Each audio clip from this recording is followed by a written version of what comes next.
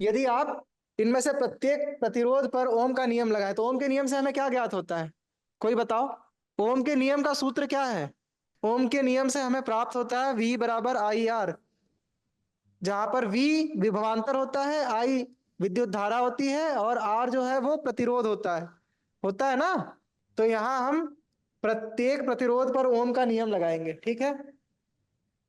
तो यहां हम लिखेंगे प्रत्येक प्रतिरोध पर ओम का नियम लगाने से V बराबर आई आर लगाना है। हमारे पास तीनों में विभवांतर जो विभवांतर का मान है वो V है तीनों के लिए। धारा अलग है, I1 I2 व I3 है, क्रमशः R1 R2 व R3 के लिए। ठीक है, तो जब हम पहले पे लगाएंगे तो हमें मिलेगा V, क्योंकि V समान है तो V बराबर I1 R1 मिलेगा।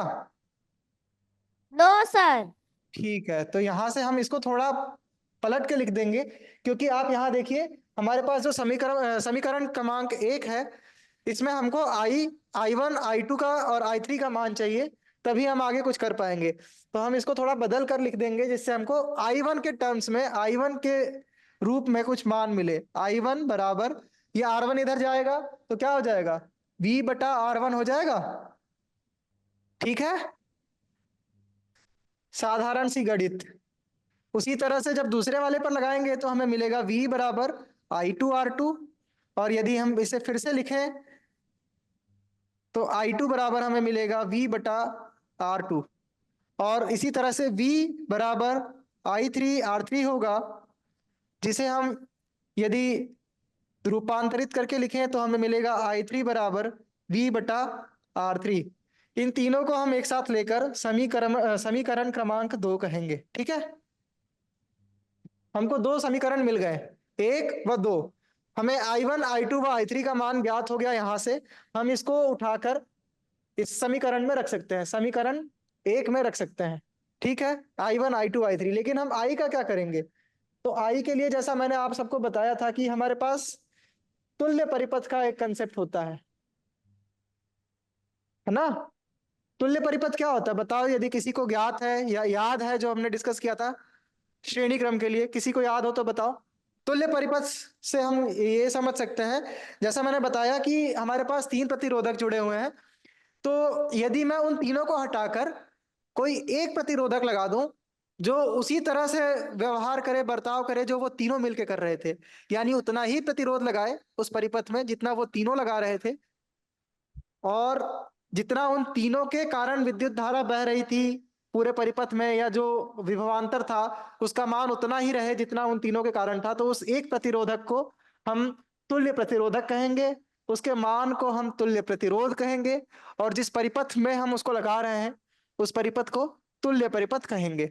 तो हमारा जो बाकी परिपथ था वो वैसा ही रहेगा। बिंदु एक्स थोड़ा दूर था, ऐसे था, बिंदु एक्स था, यहाँ बैटरी है, फिर यहां पर कुंजी है, यहां पर बिंदु वाई है, यहां मीटर ए है। ठीक है, यहां पर जो वो संयोजन लगा था पार्श्वक्रम वाला, जो कुछ इस तरह से तीन लाइनें जा रही थी, उनको अब हटाते हैं और उनकी जगह पर एक ही प्रतिरोधक लगाएंगे जिसे हम तुल्य प्रतिरोधक कहेंगे, और इसके प्रतिरोध के मान को हम आर पी कहेंगे। क्यों? ये सीरीज के समय भी बताया था, यानी श्रेणी क्रम के समय। श्रेणी क्रम को अंग्रेजी में हम सीरीज कॉम्बिनेशन कहते हैं, तो इसलिए उसके तुल्य प्रतिरोध को हम आर एस से दर्शाते हैं, जो एस होता है वो सीरीज को दर्शाता है। तो उसी तरह से यहाँ पर हम आर पी लिखेंगे, यहाँ पर पी जो है वो पैरेलल कॉम्बिनेशन को दर्शाएगा। पैरेलल अर्थात पार्श्वक्रम संयोजन या फिर समांतर क्रम संयोजन, अंग्रेजी में इसको पैरेलल कॉम्बिनेशन कहते हैं। तो इस तुल्य प्रतिरोध का मान जो होगा वो कितना होगा? आर पी होगा, ठीक है। तो ये तुल्य परिपथ कहलाएगा। इसमें भी यहां पर हमने वी विभवांतर की बैटरी लगाई थी, वोल्टेज नापने के लिए वोल्टमीटर लगाया, तो हमको मान ज्ञात हुआ V, और अमीटर में से धारा बह रही है I। ठीक है, यहां से धारा I बहते हुए, इसमें धारा बटी नहीं, I धारा जो बह रही थी वही उस प्रतिरोध में से बहती हुई निकल गई। ठीक है, तो जब इस तुल्य परिपथ में हम ओम का नियम लगाएंगे तो क्या होगा? उसके पहले हम लिखते हैं यहाँ पर थोड़ा सा,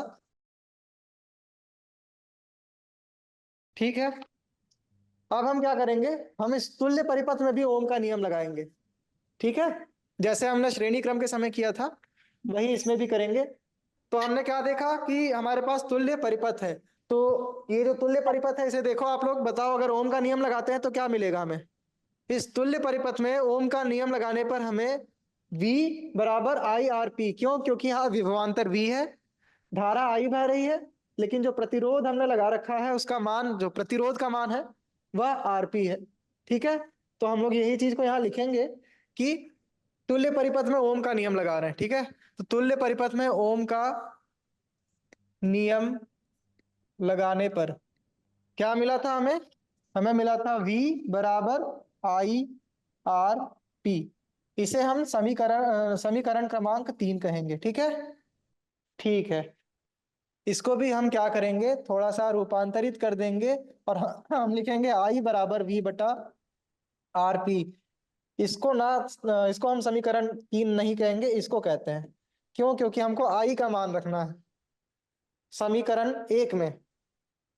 याद है ना, यहाँ एक लिखा हुआ था, एक में क्या था? आई बराबर I1 plus I2 plus I3। यहां पर हम रखेंगे आई का मान 3 से, I2 I3 I1 I2 I3 का मान रखेंगे 2 से, ठीक है। ये 2 था, ये समीकरण 2 जिसमें I1 I2 I3 थे। तो जब हम इनको इसमें पुट करेंगे तो क्या मिलेगा? हम लिखेंगे कि हमको समीकरण क्रमांक 1, 2 व 3 से क्या ज्ञात होता है? एक था हमारे पास आई बराबर, B upon पहले पहले पहला लिखते हैं उसके बाद। बिल्कुल सही बोल रहे हो, बताओ क्या क्या बोल रही थी आप? V upon RP। पी, बहुत अच्छे, ये समीकरण 3 से आया है ना। फिर I1 क्या हो जाएगा? सर V बराबर R1 V बटा R1। प्लस V बटे R2 प्लस V बटे R3। बहुत अच्छे। तो इन तीनों में से V कॉमन आ रहा है क्या? Yes sir. जो हमने श्रेणी क्रम में किया था कुछ उसी तरह से होने लगा अब। V आया कॉमन, यहाँ बचा 1/R1 plus 1/R2 plus 1/R3। Plus 1/R2 plus 1/R3। V से V चला जाएगा, तो V से V कट जाएगा। एक, बहुत अच्छे, V से V कट गया। सर तो वन क्या?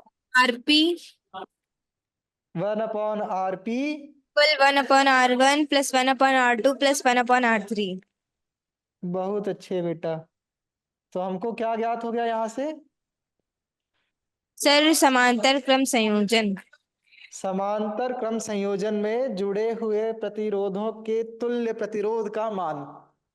थोड़ा लंबा हो गया नहीं? ये आरपी जो है ना, हमको यही फाइंड करना है, यही पता लगाना है। तो आप ध्यान से देखो, हमको सीधा आरपी नहीं मिलता है, उसका व्युत्क्रम मिलता है। व्युत्क्रम अर्थात रेसिप्रोकल 1/, यस सर। है ना। तो जब भी पार्श्व क्रम वाला संयोजन आएगा तो सब कुछ हम क्या करेंगे, हम सबको पार्श्व क्रम में जब भी होगा तो व्युत्क्रम के टर्म्स में बात करेंगे, सबको व्युत्क्रम में बदल देंगे। तो एक लाइन भी लिख लेते हैं जिससे ये सबको ध्यान में रहे कि इस सूत्र का अर्थ क्या होता है ना। हम देखते हैं कि जो पार्श्व क्रम संयोजन में अगर कोई प्रतिरोध जुड़े हैं तो उनके व्युत्क्रमों का जो योग है वो तुल्य प्रतिरोध के व्युत्क्रम के बराबर है। सही है? सबको समझ में आ रहा है ना जो अभी लाइन बोली मैंने? व्युत्क्रम क्या होता है?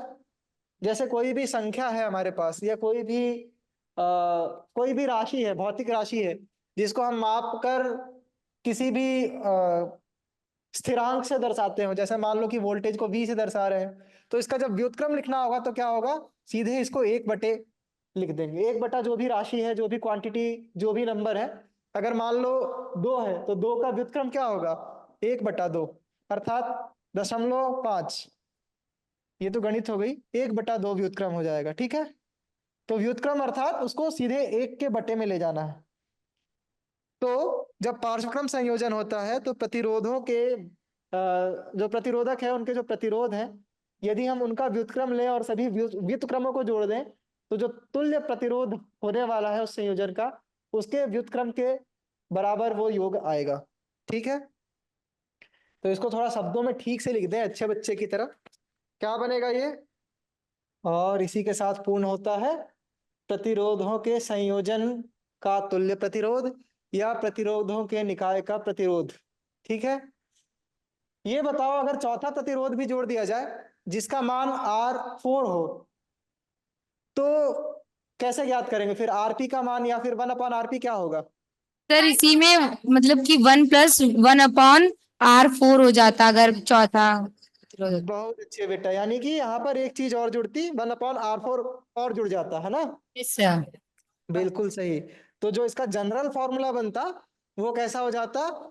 यदि हम आरपी से ही दर्शाएं तुल्य प्रतिरोध को, तो ये हो जाता है 1/R1 प्लस 1/R2 प्लस जितने भी प्रतिरोध जुड़े हुए हैं, है ना, कब तक? 1/R मान लो n प्रतिरोध जुड़े हुए हैं। ठीक है, यस सर। ऐसा एक जनरल फॉर्मूला बनेगा। ठीक है, ओके सर। तो आज की कक्षा हम लोग यहीं समाप्त करेंगे। चलो, थैंक यू सो मच बेटा। सर